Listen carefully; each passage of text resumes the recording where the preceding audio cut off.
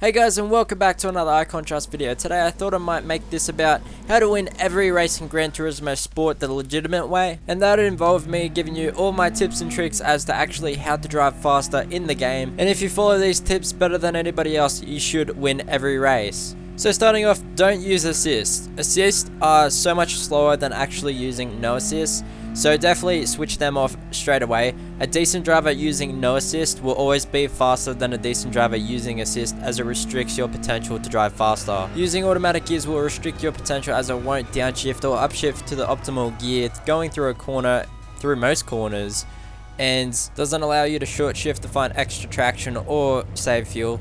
So definitely turn off all the assist, especially traction control, as you find extra speed coming out of the corners if you turn it off. You might be slow as you try to learn no assist, but in the long run, that's the only way you're going to be faster than you would be with assists.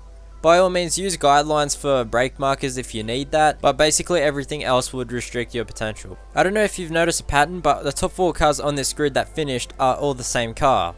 Now, even though that you race cars from the same category with the balance of performance, it doesn't actually mean that all cars perform the same. I actually spent hours wondering why I wasn't faster than the cars that managed to get in front of me in the race, and I was losing time in the straights from no fault of my own. Even in the slipstream, I was still losing time to them on the straights. This obviously doesn't apply if you're racing cars from the same make, but in categories, make sure you do your research and select the best car for the race. For me, around this circuit, I found that the Renault is the best, but I found that there was also like another 1 or 2 cars that could compete with the Renault. This also depends on your driving style. Now, as you can see on the screen, this is not a good race for me, and that is because I didn't bother qualifying at all. Such an obvious thing, but the higher you qualify up the grid, the best chance you have of winning the race. If you qualify in first, then if the guy in second's not as quick as you, he's not going to touch you at all, and then you're going to win the race easily if you don't make any mistakes. I know so many people just don't even bother qualifying, yet it's one of the most vital things to finishing well in a race.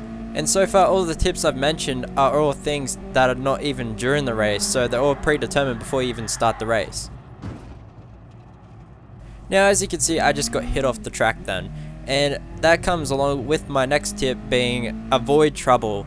This kind of goes hand in hand with qualifying well, because you won't have to deal with the people at the back that have like lower safety ratings, lower driver skill level, and the guys at the front are more likely to have a higher driver rating because, well, you got to be quick to be at the front. And another thing is being at the front leaves you less prone to being hit by other cars, I guess, and you don't get caught up in that sort of mess in the midfield, and then therefore you have a better safety rating. So another pretty obvious but overlooked tip is smooth as fast. If you have a lobby that includes tire wear or fuel consumption, this applies a lot to that, because if you save your tires throughout the whole race, you're going to be quicker than the people around you towards the end. Not to mention that it's just faster in general. So that means if there's a car right behind you, do not panic, and don't do what these guys in front of me just did and try to overtake in a place that's not going to overtake or make a mistake like that.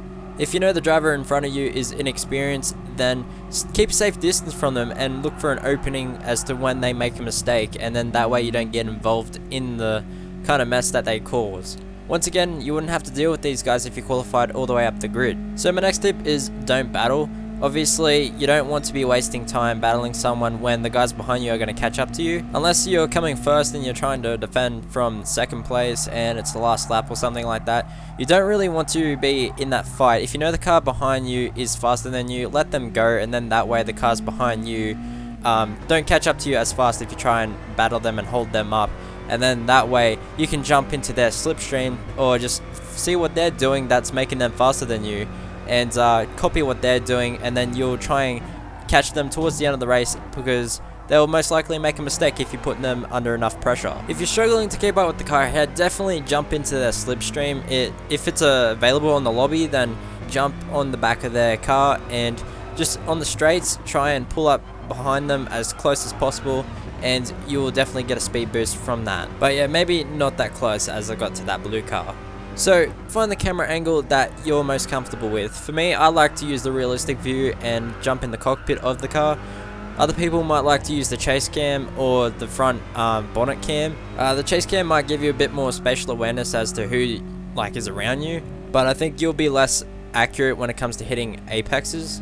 Oh yeah, and a quick tip, don't show off like this guy right in front of me on the last lap decides to try and drift across the line, and then I steal the win from him. So yeah, that's it's a pretty simple rule. Just don't get too confident and you should be fine to win every race.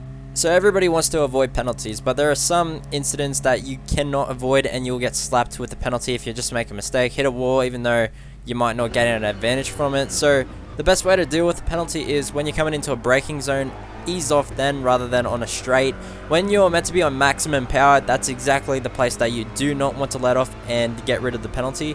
When you're coming into a braking zone, you can ease off and then brake a little bit later as you take time off your penalty while being able to still keep a decent speed, but you will lose time no matter what. But it just matters as to how much time you do lose, and those are the best places to remove that penalty. I think I might have briefly mentioned it already, but pick your overtakes. You don't want to be overtaking in a spot that, you know, it's not possible to overtake in. So rather than trying to do that and losing time to the car in front, or just losing time altogether to the cars behind you, pick a spot that you can actually overtake on, and then that way you're not going to lose as much time to the cars behind when you actually try to make the move. So this one might be a little bit hard to explain, but keep it straight. This is definitely more prominent in cars that have less power, as the more lock you have on the steering wheel, the more your tires are going to have to work and slide against the road.